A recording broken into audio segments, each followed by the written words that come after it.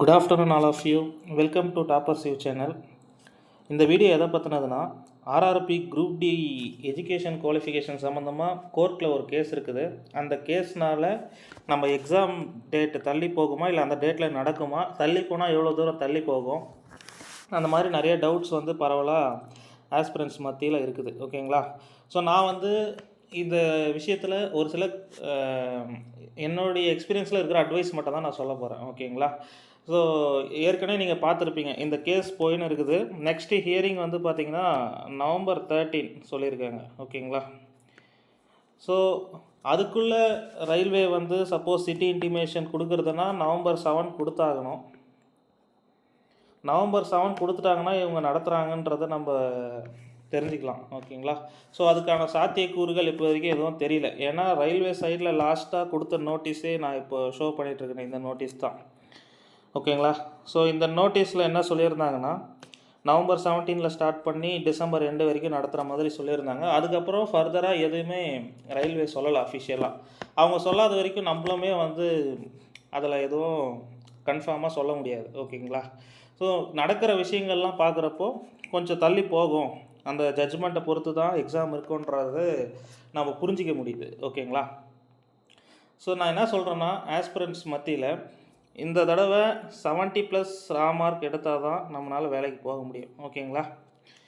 அதனால் ப்ரிப்பரேஷன் பண்ணுறதை ஃபோக்கஸ் பண்ணுங்கள். November 17 எக்ஸாம் நினச்சிட்டு படிங்க. ஓகேங்களா? அதுக்கப்புறம் November 17 நடக்காது அப்படின்னா எப்படியுமே அவங்க November 10 ஒரு கிளாரிஃபிகேஷன் கொடுப்பாங்க, நடக்கலை அப்படின்னா. ஓகேங்களா? அது அவங்க நோட்டீஸ் கொடுக்குறப்ப பார்த்துக்கலாம். ஓகேங்களா? அது வரைக்கும் நம்ம November 17 நினச்சி தான் படித்தாகணும். வேறு வழியே கிடையாது. சரிங்களா? ஸோ நீங்கள் இந்த டைமை கரெக்டாக யூட்டிலைஸ் பண்ணி படிச்சுக்குங்க. ஒன்று, தள்ளி போனாலும் ரொம்ப தள்ளி போகன்ற மாதிரிலாம் எனக்கு நம்பிக்கை இல்லை. எப்படி பார்த்தாலுமே இந்த வருஷத்துக்குள்ளே எக்ஸாம் ஸ்டார்ட் பண்ணிவிடுவாங்கன்னு தான் எனக்கு தோணுது. ஓகேங்களா? ஸோ இந்த 1 month 2 month டிலே ஆகிறத அதை எடுத்துக்கணுன்னா நம்ம ஃபுல் ஃப்ளெட்ஜாக படிக்க முடியாது. இது ஏன்னா எங்களுக்கு 2000 இப்போ லாஸ்ட் குரூப் டி பார்த்திங்கன்னா, நான் இப்போ அந்த லாஸ்ட் குரூப் டியில் தான் செலக்ட் ஆனேன். ஓகேங்களா? ஸோ லாஸ்ட் குரூப் டியில் பார்த்திங்கன்னா 2019 வந்தது நோட்டிஃபிகேஷன். ஆனால் எக்ஸாம் இவங்க கண்டக்ட் பண்ணது பார்த்திங்கன்னா 2022. இதுக்கு 2 காரணங்கள் இருந்தது. ஒன்று, அப்போயும் ஒரு கேஸ் இருந்தது. இது மேலே என்ன கேஸ்னால், ஃபோட்டோ சரியாக அப்லோட் பண்ணலன்னு சொல்லி நிறைய அப்ளிகேஷன் ரிஜெக்ட் பண்ணிட்டாங்க. ஸோ அவங்கெல்லாம் போய் கேஸ் போட்டிருந்தாங்க. அந்த கேஸ் போயிருந்துச்சு, ப்ளஸ் கொரோனா இருந்துச்சு. 2 காரணங்கள் இருந்ததுனால இவங்க எடுத்துக்கின டைம் பார்த்திங்கன்னா எக்ஸாம் கண்டக்ட் பண்ணுறதுக்கு 3 years. ஸோ இந்த மாதிரி டிலேலாம் இருக்கக்கூடாதுன்னு சொல்லிட்டு தான் 2024 ஆனுவல் பிளானர் வெளியிட்டு அதை பேஸ் பண்ணி எக்ஸாம்ஸ் கண்டக்ட் பண்ணின்னு வராங்க. ஓகேங்களா? ஸோ என்னுடைய புரிதல் என்னென்னா, எப்படியுமே எக்ஸாம் இந்த வருஷத்துக்குள்ளே ஸ்டார்ட் ஆகிடும். ஓகேங்களா? இவங்க கேஸ் எப்படி இருந்தாலும் ஒரு முடிவுக்கு வந்துடும். அதுக்கப்புறம் வாட் எவர் இப்போ குவாலிஃபிகேஷனே சேஞ்ச் பண்ணாலுமே 10க்குன்னு ஒரு சில போஸ்ட்டு ரயில்வேல் கொடுத்து தான் ஆகணும். ஏன்னா 2018 நோட்டிஃபிகேஷன் ரிலீஸ் பண்ணும்பொழுது ஐடிஐன்னு சொல்லி தான் ரிலீஸ் பண்ணாங்க. ஓகேங்களா? அதுலேயுமே பார்த்தீங்கன்னா ஒரு குறிப்பிட்ட இப்போ பாயிண்ட்ஸ்மேன்லாம் பார்த்திங்கன்னா அதுக்கு 10th தான் குவாலிஃபிகேஷனாக வைப்பாங்க. ஹாஸ்பிட்டல் அசிஸ்டண்ட்டுக்கும் 10th தான் வைப்பாங்க குவாலிஃபிகேஷன். இதை கொஞ்சம் புரிஞ்சுங்க. ஓகேங்களா? ஸோ இது ஜட்ஜ்மெண்ட்டு எப்படி வரும்ன்றதை பற்றி நம்ம இப்போ பேசுகிறதுக்கு இல்லை. எப்படி வந்தாலுமே பார்த்திங்கன்னா எக்ஸாம்ன்றது இந்த வருஷத்துக்குள்ளே நடக்க தான் போகுது. ஓகேங்களா?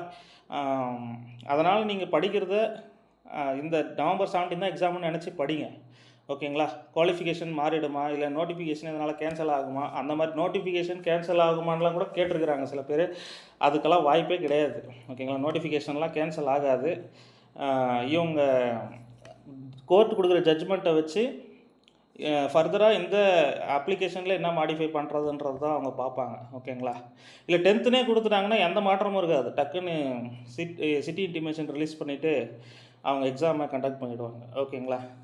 ஸோ இதுக்கப்புறம் டேட்டை பற்றி அதிகமாக குழப்பிக்காதீங்க. போட்டு படிக்கிறதுல கான்சென்ட்ரேட் பண்ணுங்கள். இப்போ குரூப் டிக்கு மட்டும் படிச்சுனுங்கிறவங்க குரூப் டிக்கே படிங்க. இப்போ ப்ளஸ்ஸு அடுத்த ஏஎல்பிக்கும் உதவும் உங்களுக்கு டெக்னிக்கல் குவாலிஃபிகேஷன் இருந்துச்சுன்னா.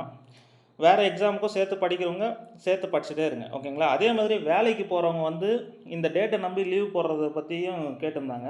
நான் என்ன சொல்கிறேன்னா, எப்படியுமே உங்களுக்கு சிட்டி இன்டிமேஷனுக்கு 10 days பிஃபோர் தான் இது பண்ண போகிறாங்க, ரிலீஸ் பண்ண போகிறாங்க. ஓகேங்களா? அப்போது பார்த்தீங்கன்னா இப்போ சப்போஸ் 17 நடக்கிற மாதிரி இருந்தால் கூட உங்களுக்கு November 7 சிட்டி இன்டிமேஷன் வரப்போகுது. நீங்கள் அன்னையிலேருந்து 10 நாள் லீவ் போட்டு படிக்கிற மாதிரி பார்த்துங்க. இதை நம்பி நீங்கள் முன்னாடியே லீவ் போடுறதுன்றது கொஞ்சம் யோசிச்சு பண்ணுங்கள். அந்த மாதிரி பார்த்துங்க. அதே மாதிரி எந்த டேட்டில் எக்ஸாம் வந்தாலும் நீங்கள் 70+, 75+ ரா மார்க் எடுக்கிற மாதிரி பார்த்துக்குங்க. அப்போ தான் வேலைக்கு போக முடியும். ஏன்னா ப்ரீவியஸ் வீடியோலேயே நான் சொல்லியிருந்தேன் எதனாலன்னு சொல்லிட்டு. வேக்கன்சி கம்மி. லாஸ்ட் டைமு 9000 வேக்கன்சி வந்ததுக்கே வந்து பார்த்திங்கன்னா அவங்க வச்ச கட் ஆஃபு 68+. வேலைக்கு போனவங்க ஃபிசிக்கலுக்கு கம்மியாக தான் இருந்தது. ஃபிசிக்கலுக்கு அப்புறமே 6-7 மார்க் ஏறிச்சு. ஓகேங்களா? ஸோ வேறு கேட்டகரிக்கு வேறு மார்க் வந்துச்சு. இருந்தாலும் ஒரு 68+ன்றது ஒரு செக்யூரான மார்க்காக இருந்துச்சு. 68+, 65+ இப்படி தான் இருந்தது. அதனால தான் நான் என்ன சொல்கிறேன்னா, இந்த தடவை கண்டிப்பாக 70+ ரா மார்க்கே இருக்கணும். ஓகேங்களா?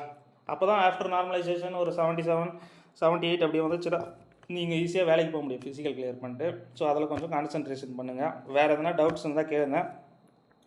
நானும் வந்து பார்த்திங்கன்னா சயின்ஸ் இது இம்பார்ட்டன்ட் கொஷின்ஸ் எல்லாம் சீரியஸ் மாதிரி போடலான்னு இருக்கிறேன். ஓகேங்களா? ஏன்னா முடிஞ்ச மாதிரி ப்ரிப்பேர் பண்ணி நான் அதை உங்களுக்கு கொடுக்குறேன். ஓகேங்களா? வேறு எதனா டவுட்ஸ் இருந்தால் இது பண்ணுங்கள். குழப்பிக்காதீங்க, டேட்டை நினச்சி குழப்பிக்காதீங்க. எப்படி இருந்தாலும் எக்ஸாம் நடக்க தான் போகுது. ஓகேங்களா? நம்ம இருக்கிற குவாலிஃபிகேஷனை அப்படியே கண்டினியூ ஆகும்னு சொல்லி தான் நான் நம்புகிறேன். பார்க்கலாம் எப்படி ஜட்ஜ்மெண்ட் வருது அப்படின்னு சொல்லிட்டு. ஓகேங்களா? தேங்க்யூ.